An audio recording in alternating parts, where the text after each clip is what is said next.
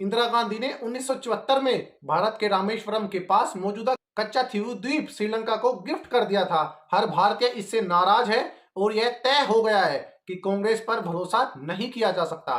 प्रधानमंत्री नरेंद्र मोदी ने रविवार को एक आरटीआई रिपोर्ट का हवाला देकर कांग्रेस पर हमला बोला। सोमवार को विदेश मंत्री एस जयशंकर ने कच्चाथीवू मसले पर प्रेस कॉन्फ्रेंस में अपनी बात रखी। उन्होंने कहा कि ये ऐसा मुद्दा नहीं है जो आज अचानक उठा है। ये मसला संसद और तमिलनाडु में लगातार उठता रहा है। इस पर बहस हुई है और इस मसले पर मैंने मौजूदा मुख्यमंत्री को 21 बार जवाब दिया है। आज हम इस वीडियो में जाने कच्चाथीवू द्वीप क्या है और कहां है, इंदिरा गांधी ने इसे श्रीलंका को क्यों सौंपा था और अब क्यों मचा है इस पर विवाद। तो चलिए वीडियो शुरू करते हैं। वीडियो शुरू करने से पहले अगर आप चैनल पर नए हैं तो वीडियो को लाइक कर दीजिए और चैनल को सब्सक्राइब जरूर कर दीजिए।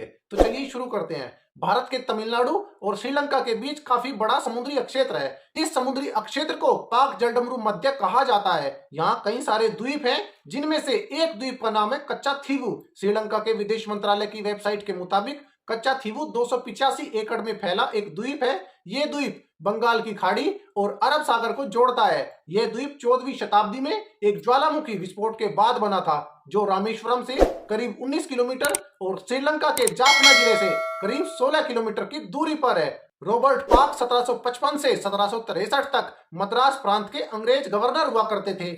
इस समुद्री अक्षेत्र का नाम रॉबर्ट पार्क के नाम पर ही पार्क स्ट्रेट रखा गया था। समुद्र के बीचों बीच स्थित इस वीरान द्वीप पर भारत और श्रीलंका दोनों लंबे समय से अपना अपना दावा करते आ रहे हैं। 19वीं सदी तक ये इलाका रामनाथ साम्राज्य का हिस्सा हुआ करता था। 17वीं सदी में रघुनाथ देव किलावन ने खुद को रामनाथ साम्राज्य का राजा घोषित कर दिया। इसके बाद कच्चाथीवू द्वीप पर उनका राज हो गया। 1902 में भारत की ब्रिटिश हुकूमत ने इस द्वीप पर शासन का अधिकार रामनाथ या रामनाथपुरम साम्राज्य के राजा को दिया। इसके बाद रामनाथपुरम के राजा यहाँ के लोगों से मालगुजारी वसूलते थे। वो अंग्रेज अधिकारी को इसके बदले एक खास रकम देते थे। 1913 में भारत सरकार के सचिव और रामनाथपुरम के राजा के बीच एक समझौता हुआ था। इस समझौते के मुताबिक कच्चाथीवू को श्रीलंका के बजाय भारत का हिस्सा बताया गया। 1921 में पहली बार इस अक्षेत्र को लेकर भारत और श्रीलंका के बीच विवाद हुआ। उस समय यह द्वीप अंग्रेजों के अधीन था। अंग्रेजों ने इस विवाद पर ज्यादा ध्यान नहीं दिया। इस वजह से यह विवाद बढ़ता चला गया। इससे पहले दोनों देशों के मछुआरे इस द्वीप पर जाल सुखाने के लिए इस्तेमाल करते थे। 1974 से 1976 के बीच उस समय की भारतीय पीएम इंदिरा गांधी और श्रीलंका की पीएम श्रीमाव भंडार नाइके ने 4 समुद्री जल समझौते पर दस्तखत किए। इसके तहत भारत ने इस द्वीप को श्रीलंका को सौंप दिया। तब से श्रीलंका इस द्वीप पर कानूनी तौर पर अपना दावा ठोकता है। जब भारत सरकार ने इस द्वीप को लेकर श्रीलंका के साथ समझौता किया था तो तमिलनाडु सरकार ने इसका विरोध किया। तब तमिलनाडु के तत्कालीन मुख्यमंत्री एम करुणानिधि ने पीएम इंदिरा गांधी को पत्र लिखकर कहा था कि यह द्वीप ऐतिहासिक रूप से रामनाथ साम्राज्य की जमींदारी का हिस्सा है। ऐसे में भारत सरकार को किसी भी कीमत पर यह इलाका श्रीलंका को नहीं देना चाहिए। हालांकि इस समझौते के तहत भारतीय मछुआरों को यहाँ मछली मारने और जाल सुखाने की इजाजत दी गई थी। इसी वजह से भारतीय मछुआरे वहां जाते रहते थे। लेकिन 2009 के बाद श्रीलंका नौसेना वहां जाने वाले भारतीय मछुआरों को गिरफ्तार करने लगी। भारत और श्रीलंका के बीच हुए इस समझौते के 15 साल बाद ही 1991 में तमिलनाडु विधानसभा ने कच्चाथीवू को एक बार फिर से भारत में मिलाने की मांग की। इसके लिए राज्य सरकार ने एक प्रस्ताव पास किया था। श्रीलंका के गृह युद्ध के दौरान उसकी उत्तरी सीमाओं पर तमिल उग्रवादी संगठन लिट्ठे का कब्जा था। इसकी वजह से तमिलनाडु के मछुआरे मछली पकड़ने के लिए इस द्वीप तक आसानी से पहुंचते थे। 2008 में जयललिता ने 1974 और 1976 के बीच हुए कच्चाथीवू द्वीप समझौते को रद्द करने के लिए सुप्रीम कोर्ट का रुख किया था। 2009 में श्रीलंका की सरकार और लिट्ठे के बीच लड़ाई लगभग खत्म होने वाली थी। लिट्ठे संगठन कमजोर हो रहा था। ऐसे में श्रीलंका सरकार ने अपनी सीमाओं पर सुरक्षा व्यवस्था को मजबूत कर दिया।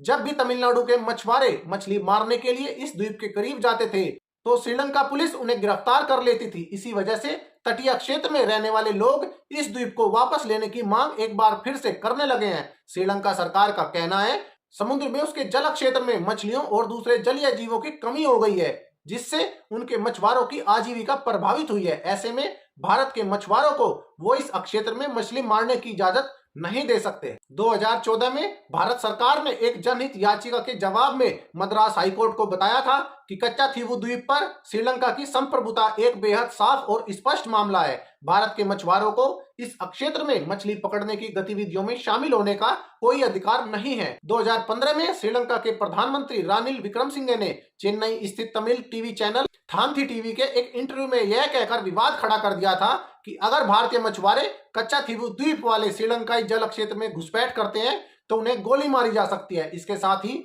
श्रीलंका के पीएम रानिल विक्रमसिंघे ने कहा, आप हमारे जल क्षेत्र में क्यों आ रहे हैं? आप हमारे जल में मछली को क्यों पकड़ते हैं? भारत की तरफ रहो, कोई दिक्कत नहीं होगी, कोई किसी को गोली नहीं मारेगा। तुम भारत की तरफ रहो, हमारे मछुआरों को श्रीलंका की तरफ रहने दो, नहीं तो आरोप मत लगाओ कि हमारे नौसैनिक मानवाधिकारों का उल्लंघन कर रहे हैं। 2023 में श्रीलंका के राष्ट्रपति रानिल विक्रमसिंघे नई दिल्ली की यात्रा पर आने वाले थे। इससे ठीक पहले तमिलनाडु के मुख्यमंत्री एम.के. स्टालिन ने प्रधानमंत्री नरेंद्र मोदी को पत्र लिखकर उनसे श्रीलंकाई पीएम के सामने इस द्वीप से जुड़े 2 मुद्दे उठाने की मांग की। श्रीलंकाई कच्चाथीवू द्वीप भारत को वापस करे, श्रीलंका के प्रधानमंत्री को बताएं कि इस द्वीप से तमिल लोगों की जनभावना जुड़ी है। 2024 तमिलनाडु बीजेपी चीफ के अन्नामलाई ने कच्चाथीवू के बारे में जानकारी को लेकर आरटीआई दायर की थी। इसमें लिखा है कि साल 1974 में भारत की तत्कालीन प्रधानमंत्री इंदिरा गांधी और श्रीलंका की राष्ट्रपति भंडार नायके ने एक समझौता किया। इसके तहत कच्चाथीवू द्वीप को श्रीलंका को औपचारिक रूप से सौंप दिया गया। रिपोर्ट के मुताबिक इंदिरा ने तमिलनाडु में लोकसभा कैंपेन को देखते हुए यह समझौता किया था। इस मुद्दे को उठाकर पीएम मोदी ने कांग्रेस को घेरने की कोशिश की है।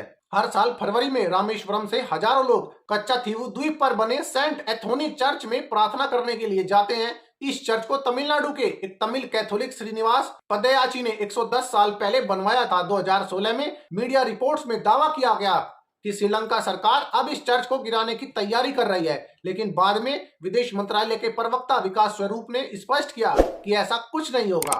अब आप सभी इस बारे में क्या विचार रखते हैं? कमेंट सेक्शन आप सभी के लिए खुला है और जाते जाते वीडियो को लाइक कीजिए और चैनल को सब्सक्राइब जरूर कीजिए।